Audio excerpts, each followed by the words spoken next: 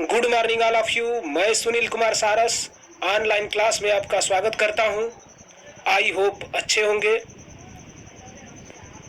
यदि अभी तक आप मेरे चैनल को सब्सक्राइब नहीं किए हैं तो सब्सक्राइब कर लें, लाइक कर लें तथा शेयर करें और बेल आइकॉन जरूर दबाएं ताकि डिस्क्रिप्शन में लिंक मिलता रहे। यदि आप चाहते हैं कि मेरे वीडियो यूट्यूब पर मिले तो उसके लिए आप यूट्यूब पर जा कर के सुनील कुमार सारस सर्च करें। आप यूट्यूब पर मेरे सभी वीडियो प्राप्त कर लेंगे। आइए तो चलते हैं आज के टॉपिक पर।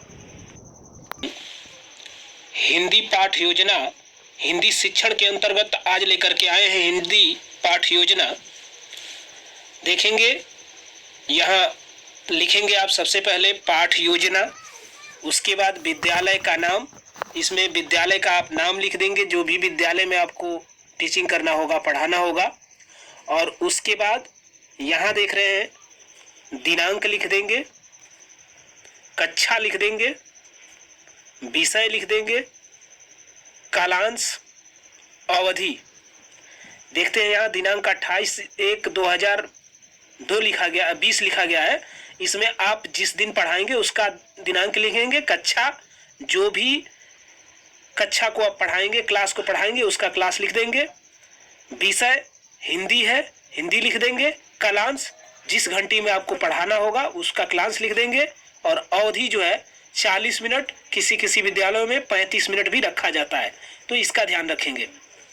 प्रकरण है बाल छवि। तो प्रकरण आज का देख रहे हैं बाल छवि, सामान्य उद्देश्य। सबसे पहला हेडिंग आपका रहेगा सामान्य उद्देश्य। छात्रों में मातृभाषा के प्रति रुचि जागृत करना। सामान्य उद्देश्य में पहला आपका है छात्रों में मातृभाषा के प्रति रुचि जागृत करना। यानी कि सामान्य उद्देश्य में आपको जो लिखा जाता है वह विषय से संबंधित लिखा जाता है, हिंदी से संबंधित लिखा जाएगा। दूसरा है छात्रों को पाठ में आए हुए कठिन शब्दों के उच्चारण में अभ्यास कराना। तीसरा है छात्रों के पाठ के शब्द भंडार, सूक्ति, मुहावरों व लोकोक्तियों में वृद्धि कराना। चौथा है छात्रों को विभिन्न रचनाकारों की शैलियों से परिचित कराना। आप सामान्य उद्देश्य कम से कम 3, 2 या 4, 5 भी लिख सकते हैं, जितना चाहे लिख सकते हैं। यहाँ पर 4 दिखाया गया है। इसके बाद अगला नंबर आता है विशिष्ट उद्देश्य। विशिष्ट उद्देश्य में टॉपिक से संबंधित उद्देश्य को लिखा जाता है। देख रहे हैं काव्य में निहित संधि, समास, अलंकार, उपसर्ग, रस आदि का ज्ञान कराना। सेकंड है कविता के केंद्रीय भाव एवं विचार का ज्ञान प्रदान कराना। तीसरा छात्राओं को पढ़ाकर व सुनाकर कविता में निहित भागों का ज्ञान प्रदान कराना। छात्राओं या छात्रों को निहित जो भागों का ज्ञान है उसको प्रदान कराना।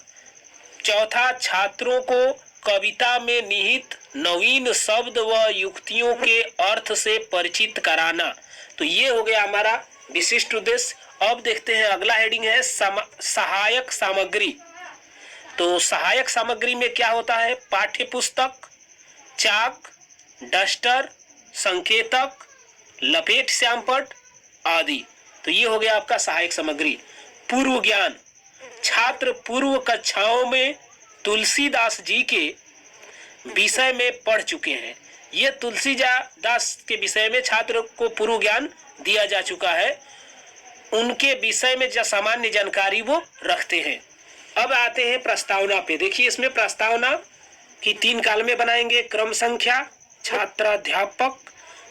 देखेंगे जब अगर कोई अध्यापक पढ़ाएगा तो छात्राध्यापक क्रिया लिखा जाएगा। यहाँ पे छात्राध्यापिका लिखा गया, इसका मतलब कि यह लड़की का फाइल है, लड़की लिखी है। यहाँ देख रहे हैं छात्राध्यापिका लिखा है। यहाँ पे आप छात्र रहेंगे तो लिखेंगे छात्राध्यापक क्रिया और छात्र क्रियाएं। तो देखते हैं इसमें पहला है अयोध्या के राजा कौन थे? उनके कितने पुत्र थे। ये पहला क्वेश्चन आप बच्चे से पूछेंगे कि अयोध्या के राजा कौन थे, उनके कितने पुत्र थे। तो छात्र आंसर देंगे कि दशरथ थे।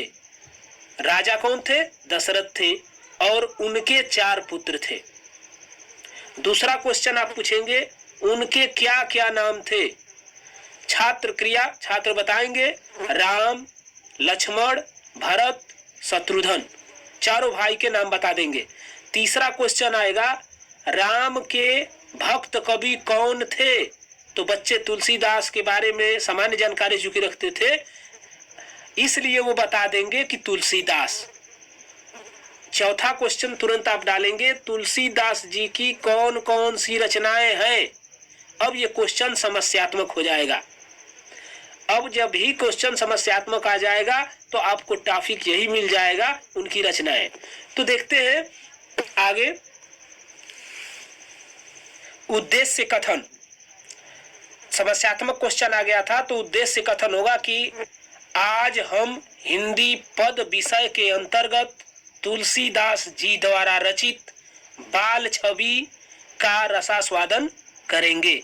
यानी बाल छवि का रसास्वादन करेंगे। उनकी रचना है बाल छवि जिसका हम रसास्वादन करेंगे।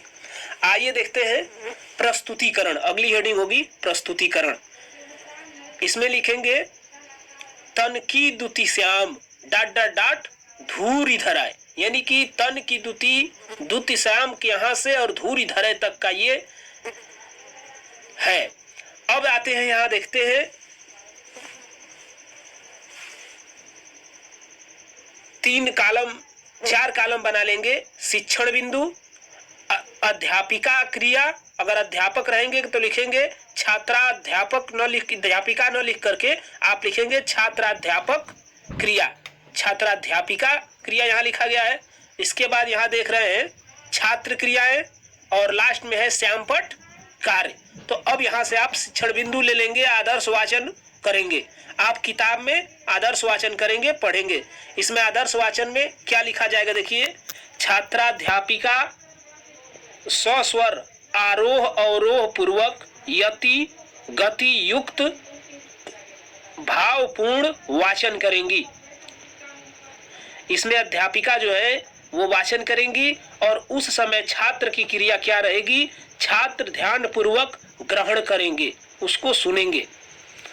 देखेंगे श्यामपट कार्य में आप उस पूरे जो दोहे टाइप में आपका है उसको पूरा लिखा जाएगा। जैसे तन की दुति श्याम सरोह लोचन कंज की मृजुल ताई हरय। तो ये पूरा उसमें लिख दिया जाएगा, श्यामपट पर आप लिखेंगे इसको। अब देखते हैं शिक्षण बिंदु अगला है अनुकरण वाचन। तो अनुकरण वाचन में क्या होगा, छात्राध्यापिका छात्रों को वाचन करने का आदेश देंगी तथा उनकी वाचन संबंधी त्रुटियों का अवलोकन कराएंगी। तो उसके बाद जो छात्राध्यापिका होंगी वो छात्रों को पढ़ने के लिए कहेंगी, वाचन करने के लिए कहेंगी, आदेश करेंगी और उसमें जो भी त्रुटियां होंगी उसको बताएंगे। तो छात्र उस समय क्या करेंगे, छात्र आरोह अवरोह पूर्वक यति गति युक्त भावपूर्ण वाचन करेंगे। और श्यामपट पर क्या होगा, अति सुंदर सोहत धुरी भरे छवि भूरी अनंग की धूरी धरे। यानी कि यह पूरा लिखा गया है, ये पहले वाला ही वहां से यहां तक ये लिख दिया गया है। आगे देखते हैं कठिन निवारण। तो अब इसमें कठिन निवारण करेंगे। छात्राध्यापिका कठिन शब्दों के अर्थ को श्यामपट पर लिखेंगी और छात्र क्या करेंगे, छात्र कठिन शब्दों के अर्थ को अपनी उत्तर पुस्तिका में लिखेंगे। यहाँ पर देख रहे हैं श्यामपट कार्य में शब्द और अर्थ ले लिया गया है। दुति मतलब चमक, लोचन आंख, अनंग कामदेव, दतिया दांत, सरूह कमल। तो इस तरह से इतना आप कर लेंगे। इसके बाद प्रवचन होगा। प्रस्तुत पद्यांश छात्राध्यापिका क्रिया में देखेंगे प्रस्तुत पद्यांश तुलसीदास जी द्वारा रचित बाल छवि से लिया गया है। इसमें कवि दशरथ के चारों बालकों के बाल्यकाल का वर्णन कर रहे हैं, जिसमें चारों भाई घुटनों के बल खेल रहे हैं। तुलसीदास जी कहते हैं कि उनके शरीर की चमक व सुंदरता कलम के समान प्रतीत हो रही है। उनके नेत्र की सुंदरता तो मन को हर ले रही है। उनके शोभायमान हो रही है, जो कि काम देव के समान प्रतीत हो रही है।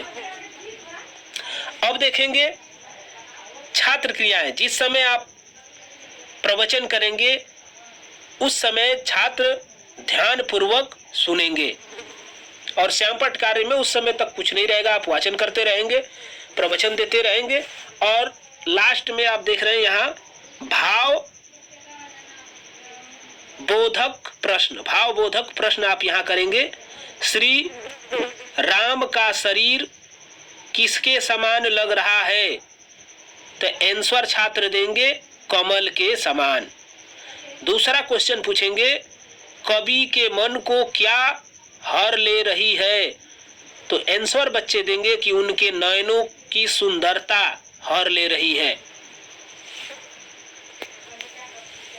तीसरा क्वेश्चन छात्राध्यापिका पूछेंगी, किससे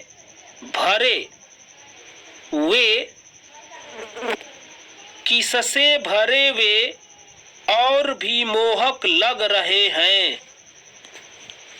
तो तीसरा क्वेश्चन है, किससे भरे वे और भी मोहक लग रहे हैं? तो छात्र उत्तर देंगे, धूल से भरे हुए वह और भी मोहक लग रहे हैं। अब देखेंगे सौंदर्यानुभूति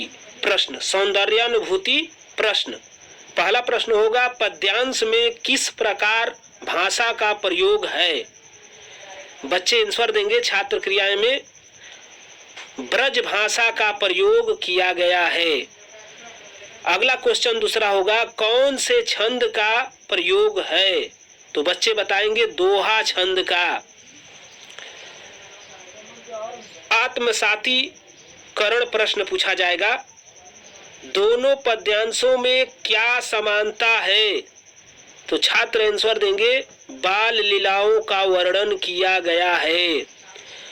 अंतिम आदर्श वाचन होगा, छात्राध्यापिका पद्यांश की पूर्ण आरोह अवरोह लय यति गति युक्त महत्वपूर्ण वाचन करेंगी और छात्र उसको ध्यान पूर्वक सुनेंगे। अंत में इसके बाद आपका अगला हेडिंग आएगा निरीक्षण कार्य। जब छात्र श्यामपट्ट कार्य उतार रहे होंगे तब छात्राध्यापिका कक्षा में घूम घूम कर उनके कापियों का निरीक्षण करेंगी। इसके बाद आप गृह कार्य दे देंगे। एक गृह कार्य, कविता का व्याख्या लिख कर लाएंगे। तो ये कविता का व्याख्या उनको दे देंगे। तो यही आपका प्रोजेक्ट खत्म होता है। धन्यवाद।